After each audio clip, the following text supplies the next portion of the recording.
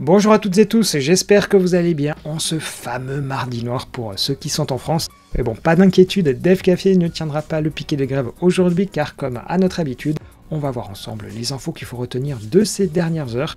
Mais juste avant de commencer, je voulais quand même mettre un petit coup de projecteur sur l'ebook que David Silvera propose. Et d'ailleurs, il a sa chaîne sur YouTube.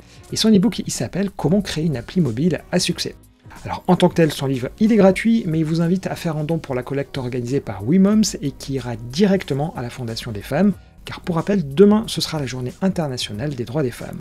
Et comme d'habitude, le lien il est dans la description. Mais cette petite info vous étant donnée, eh bien on va pouvoir commencer ce DevCafé avec beaucoup de petits sujets autour du mobile aujourd'hui, voire même aussi du SwiftUI sur Android, et même le futur de Java 21.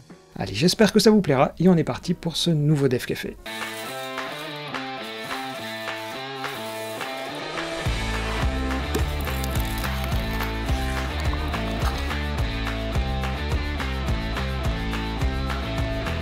On commence par des sujets autour d'Android et dans un premier temps un thread Twitter qui évoque des possibles baisses de performance sur l'émulateur lorsque vous êtes sur Mac. A priori ça ne concerne pas tout le monde, ou en tout cas de mon côté bien tout a l'air de marcher, mais bon, il semblerait qu'en laissant la partie graphics en automatique, les Mac utilisent parfois le rendu logiciel qui a donc de moins bonnes performances. On poursuit sur Android et cette fois-ci c'est un bug assez embêtant qui traîne autour de Jetpack Compose. Alors je l'ai trouvé sur le Slack Android francophone, et selon ce bug, les activités qui utilisent des Compose View auraient des memory leaks. Alors le bug il date quand même du mois d'août, et malgré des relances régulières et même une priorité en P1, eh bien rien ne bouge. Sachant que Google a lancé quand même en parallèle un cours sur Compose et qu'il n'arrête pas de mettre en avant la techno, il faudrait quand même qu'ils corrigent très vite ce genre de problème car ça fait quand même tâche. Et d'ailleurs, tiens, j'en profite pour vous montrer qu'en France, certaines applications ont déjà basculé sur du Jetpack Compose, car AppFigure me donne accès à leur outil et ça permet d'avoir ce genre d'infos. Et finalement, le top y contient notamment Deezer, BeReal, La Fourchette, VP, Arte ou encore Île-de-France Mobilité. Voilà, désormais vous aurez quelques petits exemples en tête. Et tiens, à évoquer AppFigure, dans leur dernière newsletter, ils évoquent les SDK de réalité augmentée qui sont les plus utilisés. Pour rappel, côté iOS, AirKit avait été annoncé en 2017 et sur Android, AirCore était disponible une année plus tard. Sauf que mis à part la curiosité initiale, le nombre d'applications n'a pas fait un bond extraordinaire car au total sur le Google Play et l'App Store, ça ne représente qu'un peu plus de 23 000 applications. Juste derrière les deux solutions de Google et d'Apple, on retrouve Vuforia qui vise essentiellement les entreprises, et c'est d'ailleurs principalement là où est le cœur du marché aujourd'hui. On verra donc si le futur hypothétique casque d'Apple viendra faire un peu bouger les choses, mais en l'état, c'est quand même pas la grosse fiesta. Ensuite, on revient sur Android pour parler de Samsung, et les plus anciens d'entre vous se rappelleront peut-être de leur début sur Android, qui était quand même assez catastrophique, car si bon, vous n'avez pas connu cette époque, toutes les applications Android elles fonctionnaient très bien, sauf sur les Samsung, où il y avait des crashs dans tous les sens, et bon, Samsung avait un tout petit peu trop modifié Android, si en tout cas on le dit assez gentiment.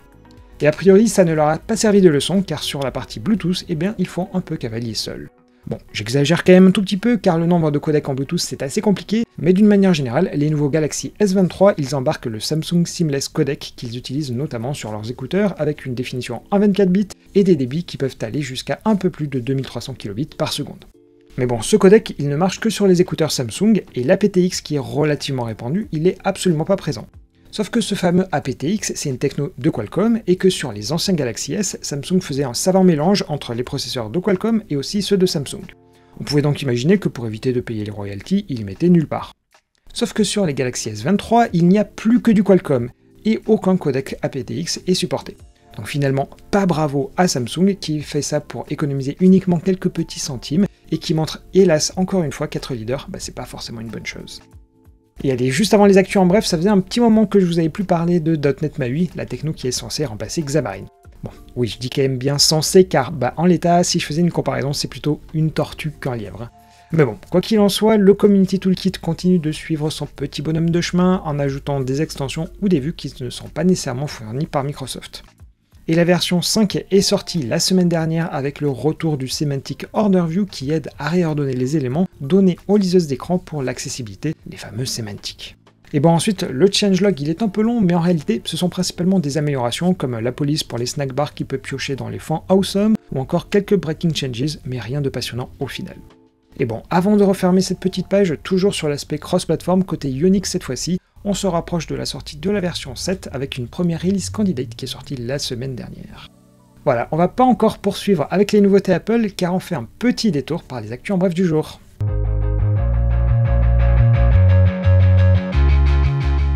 En janvier 2022, Microsoft annonçait le rachat d'Activision Blizzard King pour un peu moins de 70 milliards de dollars. Mais un peu plus d'un an plus tard, les différents régulateurs se penchent encore sur le dossier pour éviter la création d'un possible monopole. Mais alors que l'essentiel des observateurs s'attarde sur la rivalité PlayStation contre Xbox, les revenus générés sur l'App Store et le Google Play sont bien plus conséquents, avec des revenus nets de 20% sur la boutique d'Apple contre 13% chez Sony. Toujours sur le domaine des jeux, on nous dit que le cloud gaming est le futur. C'est pour cette raison que la Nintendo Switch, qui possède un matériel plutôt limité, se tourne vers ce type de solution pour des jeux trop gourmands. Le jeu Resident Evil 7 propose ainsi soit un achat complet, soit une location. Sauf que cette dernière option ne sera bientôt plus proposée et que les acheteurs pourront se trouver le bec dans l'eau s'ils ne la consomment pas. Sur un sujet très différent et dans un article de blog, Google se félicite que les utilisateurs privilégient le partage d'onglets plutôt que des fenêtres entières sur Chrome lors des visios. Cela fait notamment suite à une modification sur Chrome 107 qui propose d'abord ces options. Et pour terminer, vous rappelez-vous des premiers appels Zoom lors du virus où des personnes pas toujours bien intentionnées venaient s'incruster? Eh bien, le phénomène semble perdurer car un Zoom organisé par la Réserve fédérale américaine avec plus de 200 participants a dû être annulé car un utilisateur diffusait des images pornographiques. On reprend notre parcours avec cette fois-ci l'écosystème Apple, et la semaine dernière je vous avais expliqué que l'application Blue Mail s'était vue retoquer une mise à jour car elle intégrait une IA générative de type ChatGPT. Alors la personne qui s'occupait de la review chez Apple donnait alors deux options. Soit mettre l'application comme étant réservée aux 17 ans et plus, soit mettre en place un système de modération. Et d'ailleurs c'était pas du tout une première car du côté de chez Microsoft, l'application Bing sur iOS a déjà dû passer en 17 ans et plus. Et je vous fais la suite concernant ce dossier puisque Blue Mail a pu donner les garanties nécessaires à Apple pour leur certifier qu'un système de modération du contenu était proposé, et de cette manière l'application a été approuvée et reste bien en 4 ans et plus. Et finalement, si je reviens sur ce sujet, c'est non seulement pour vous dire de bien faire attention là-dessus, car clairement une appli en 17 ans et plus, vous allez vous couper d'une certaine partie de l'audience, mais d'un autre côté, avoir des outils de modération, ça a quand même un coût non négligeable. En tout cas, mettez bien la problématique dans la balance. On reste ensuite chez Apple et je vous ai parlé de Jetpack Compose tout à l'heure pour Android, et son équivalent ici c'est SwiftUI. Et par hasard, je suis tombé sur l'outil qui s'appelle Judo. Bon, a priori, il n'y a rien de nouveau, mais ça vous permet de concevoir toutes vos interfaces en mode no-code avec un client lourd pour Mac. Et dans l'idée, même votre designer peut faire cette partie, et une fois que tout est généré, vous obtenez un fichier Judo qu'il vous suffira d'ouvrir avec le bon SDK. Dans l'ensemble, ça a l'air relativement intéressant, d'autant plus que vous pouvez tester pendant 30 jours. Par contre, rien ne sera gratuit ensuite avec un abonnement mensuel à 9$ par mois. Mais si je vous en parle, c'est que vous pourrez certes prévisualiser les designs au fur et à mesure sur vos iPhones ou vos iPads, mais il est aussi possible de l'utiliser sur Android. Pour ça, ils ont un SDK dédié avec une doc et j'ai voulu les contacter pour qu'ils m'en disent plus, mais bon, pour le moment, j'ai pas de nouvelles. Toutefois, à la question de dire est-ce que SwiftUI ça ne marche que sur iOS, eh bien non, car en passant par Judo, vous pourrez aussi l'utiliser sur Android et ainsi partager vos interfaces graphiques. Et enfin, on termine avec Java qui évolue à une vitesse grand V, à savoir que la prochaine version devrait sortir ce mois-ci, mais c'est une version non LTS, c'est-à-dire qu'elle n'a qu'un support de 6 mois. Alors que celle qui lui succédera, à savoir le JDK 21, aura bien un support au long terme. Et cette version 21 a pour le moment deux ajouts principaux. Le premier, c'est la possibilité d'avoir des Sequenced Collections, car aujourd'hui certaines collections comme les listes gèrent un ordre, mais elles ont comme super le type collection. Alors que des sorties de set qui aussi ont un ordre, eux ils étendent 7, mais lui il est pas trié. Bref, ça manque un tout petit peu d'homogénéité ici, et c'est justement ce que veulent apporter ces Sequence Collection, avec notamment des méthodes appropriées comme des add first ou des remove last. Et si je vous résume visuellement, il y aura désormais les briques vertes qui vont se glisser et ainsi permettre des implémentations plus cohérentes. L'autre nouveauté du JDK 21, ce sont les string templates, c'est-à-dire les chaînes de caractères dont le contenu est généré à l'exécution, parce que bon, utiliser les plus ou les string builders, c'est pas les plus simples à lire, et ils aimeraient avoir quelque chose de plus proche, notamment ce qu'on retrouve dans les autres langages et qu'on appelle les string interpolation, c'est-à-dire mettre les variables directement dans les chaînes avec généralement, vous savez, les $. Mais ils trouvent quand même à redire sur ce genre d'écriture car elles peuvent facilement engendrer des erreurs, et à la place, ils utiliseront une syntaxe avec un backslash suivi des accolades. Et d'ailleurs, ces accolades, elles seront toujours obligatoires. Finalement, Java rattrapera ici un tout petit peu son retard, mais a priori, ces string templates, ils ne seront qu'une fonctionnalité en preview sur Java 21. D'ailleurs, certaines fonctionnalités qui sont en preview sur Java 20 pourraient basculer en stable sur la 21, mais bon, rien n'est moins sûr pour le moment. Mais pour info, les fonctionnalités en preview sur le JDK 20 sont les virtual threads, les records ou encore les scoped values. Bref, comme d'habitude, j'hésiterai pas à vous tenir au courant de toutes ces nouveautés.